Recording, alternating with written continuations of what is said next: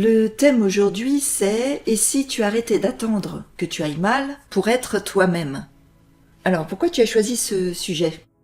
J'ai choisi ce sujet parce que il y a une citation anonyme que j'ai bien aimée qui dit ce que nous évitons finit toujours par nous rattraper. Ce que nous accueillons nous transforme. » Et donc ce que j'ai envie d'exprimer aujourd'hui, c'est ce constat que trop souvent nous évitons d'être pleinement nous-mêmes. Le stress, les conditionnements, les distractions. On fuit sans même nous en rendre compte, sans faire exprès. On est tous honnêtes avec nous-mêmes, mais on ne s'en rend pas compte. Et quand ça craque, on cherche des solutions curatives. Médecine, psychologie, coaching, nutrition, sport, etc. etc. Et pourquoi attendre la crise pour agir ? Et donc ce que je voudrais, c'est développer cet aspect qui est que d'abord on croit se connaître, mais combien de fois évitons-nous notre propre vérité ? Stress, peur du regard des autres, conditionnement, on fuit. Le problème, on agit en réaction et non en prévention. Et si on arrêtait d'attendre que ça aille mal pour agir, qu'est-ce qui se passerait ? Alors, comment nous faisons pour éviter d'être nous-mêmes ? Les stratégies inconscientes, je vais en citer quelques-unes, il y en a d'autres. L'évitement émotionnel. On enterre, on rationalise, on se distrait. Ensuite, on a l'auto-sabotage, évidemment. Je ne suis pas prêt, ce n'est pas pour moi, qui est lié à la culpabilité. L'hypercontrôle, vouloir tout gérer, ça équivaut à fuir ses émotions profondes. En voulant contrôler, on ne peut pas aller en profondeur. Et enfin, les addictions douces, qu'on ne voit pas, comme le travail excessif, les écrans, les sports excessifs, etc., etc. Tout ça nous empêche de sentir. Alors, une question pour toi, c'est quels sont tes mécanismes d'évitement ? Moi, c'est la distraction. Voilà. Moi, c'est le contrôle. Alors, il y a différents contrôles, évidemment, mais c'est vrai qu'on a tous 2-3 moyens d'éviter de sentir. Mais est-ce que ça veut dire que si par exemple, je m'enferme dans mon atelier et je fais de la sculpture toute la journée, est-ce que c'est un évitement ? Parce que sinon, je fais plus rien, tu vois ? Non, c'est un évitement si c'est une réaction à une peur. D'accord. Mais si c'est choisi. Ok. Alors tu vas me dire, mais comment fait-on la différence ? C'est en étant conscient, en observant à l'intérieur de soi, mais qu'est-ce qui fait que je fais tout ça ? Et ça, c'est un phénomène qui est général. Quand je vois les pièges de l'approche curative, elle n'est pas seulement chez l'humain, c'est-à-dire individuellement. On attend que ça casse pour réparer. Et on fait tous pareil. Et les systèmes dans lesquels nous vivons font pareil. Par exemple, la médecine est curative, essentiellement curative. On soigne une maladie au lieu de cultiver la santé. On l'a dit beaucoup dans les médecines naturelles. Pourtant, on ne change pas. La dentisterie curative, on soigne une carie au lieu de prévenir avec l'hygiène. Un dentiste ne va pas vous expliquer l'hygiène dentaire. En général, évidemment. Heureusement, nous avons des très très bons dentistes. Pas sauf pour les enfants, où ils incitent quand même faut se brosser les dents, tu vois. Il y a tout, il y a des livres, il y a des petits livrets là-dessus.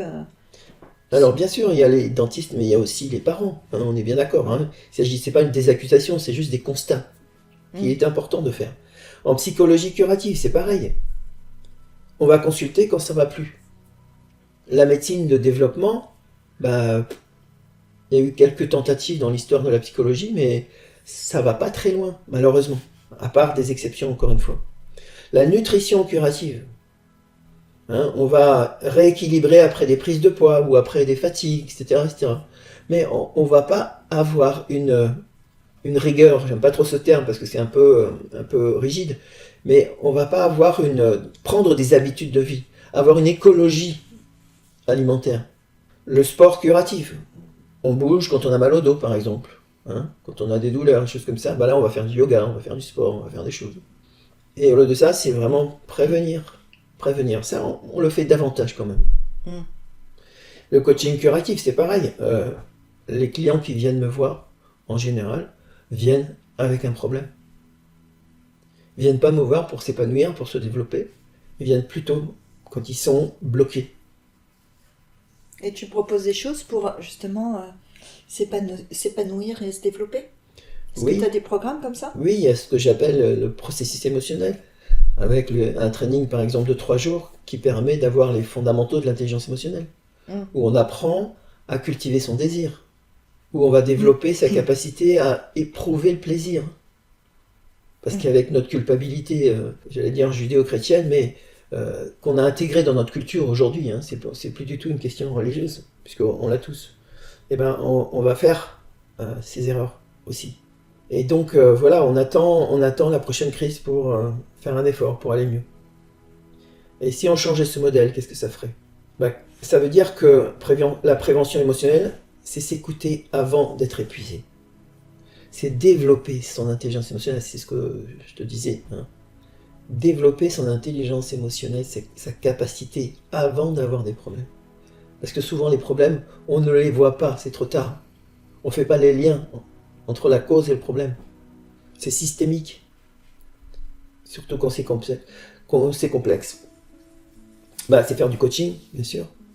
Faire du sport, bien manger avant la crise. C'est cultiver l'accueil de soi plutôt que d'attendre la casse. J'aime bien cette phrase.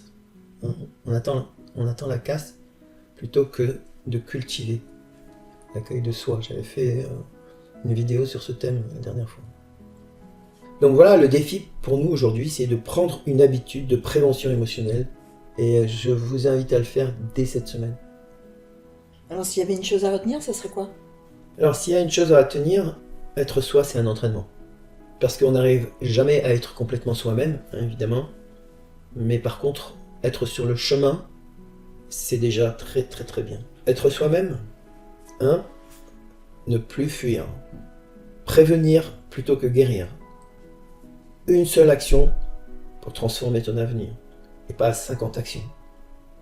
Voilà. Et choisir sa pratique de prévention émotionnelle. Ok. Merci Gilles. Merci. Si tu aimes cette vidéo et que tu veux nous encourager à continuer, nous t'invitons à t'abonner à la chaîne, à liker l'épisode et à laisser un commentaire pour nous donner ton avis. Tu peux aussi partager cette vidéo avec ton entourage si tu penses que ça peut les intéresser. Si tu as envie d'aller plus loin, Gilles propose des trainings et coachings en intelligence émotionnelle. Retrouve toutes les informations sur le site odyssemotion.com.